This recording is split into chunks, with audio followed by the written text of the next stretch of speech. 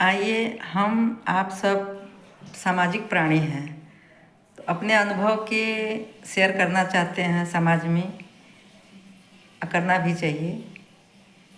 आज हम सब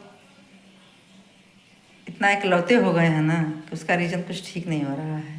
तो आप लोग से यही कहना चाहते हैं कि सब कुछ करिएगा, लेकिन गोतनी दीदी से अलग मत होइएगा। अलग होने से कुछ भी नहीं होता है, खाली परेशानी बढ़ती है और कुछ आदमी ज़िंदगी में एंजॉय नहीं कर पाता, कहीं आ जा नहीं पाता है।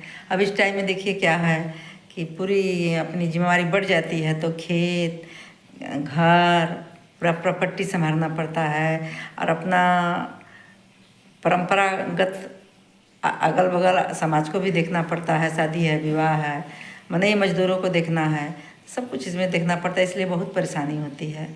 इस टाइम में धान का पिटाई लगा हुआ है, इतना मजदूर लगे हुए हैं कि थोड़ा सा समय नहीं मिल रहा है। तो कहना क्या है कि लाग गई धान की पिटाई, लाग गई धान की पिटाई, बतावा खाना कैसे बनाई, बतावा खाना कैसे बनाई।